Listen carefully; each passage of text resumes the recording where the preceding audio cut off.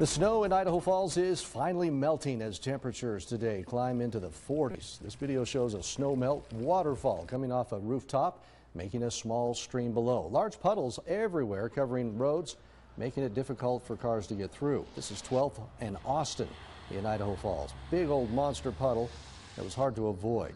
Chamberlain Avenue in Idaho Falls is seeing flooded intersections as well. Potholes, of course, are still part of the driving experience in Idaho Falls. A pothole here that drivers tried to avoid near Yellowstone and Broadway. Hard to do. Traffic is moving slower as drivers hit their brakes, just trying to avoid car damage.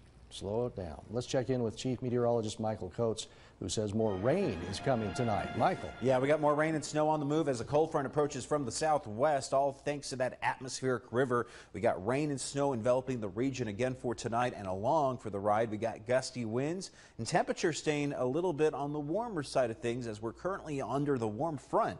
We're at 47 degrees right now, winds out of the south at 14 miles per hour in Idaho Falls, and we got the overcast conditions with some spotty sprinkles. 49 degrees right now as we take a live look at the Pocatello Farm Bureau sky cam. You can see a couple raindrops on the lens here. Winds out of the south at 16, taking your wind chill down to 43. Wind advisory for areas here of the Snake River Plain, Teton Valley, and even through Arco and areas out through Soda Springs and parts of South Bannock County. And then to the west of American Falls, we have a high wind warning with those winds getting over 50 miles per hour tonight through tomorrow. On top of the wind, we're getting some mountain snow and we're getting some high elevation wind as well. And that's leading to winter storm warnings around Island Park, DuBois, and Clark County, and then also the mountains around Jackson Hole. Also with the obviously melting and the warming temperatures, the National Weather Service also issuing a flood advisory for pretty much the entire Snake River Plain, eastern half of the Magic Valley, and all the way along the I-15 corridor into North Utah.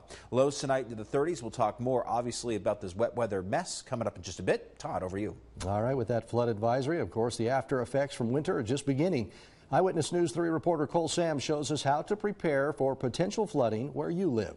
As the weather warms up here in Bannock County, the potential for melting snow to cause flooding increases. The Bannock County Office of Emergency Management is partnering with area agencies to distribute free sandbags to help prevent property damage due to flooding. The biggest thing is with the sandbag is do not fill it clear full.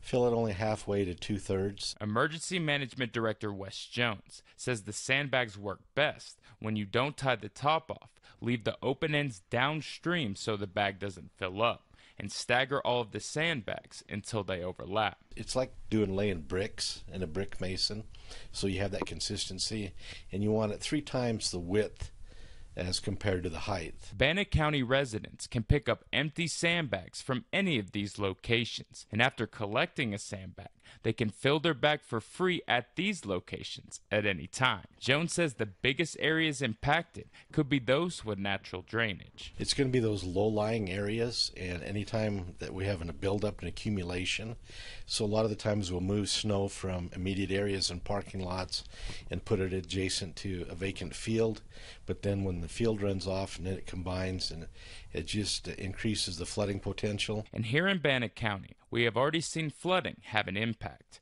but Jones says that impact isn't severe. We haven't seen a whole lot of extensive flooding, and a lot of the things that we're doing currently is for preparation activities in the event things do get worse. And Jones says he not only wants his department to prepare, but for you to prepare as well. The best thing to do is keep your drains clean and clear and make sure that you don't have a lot of debris in the immediate area, and let the water flow to those areas where it runs off naturally. Reporting in Pocatello, I'm Cole Sams. Check with your city to see if it is making sandbags available. Some cities charge for bags and others do not.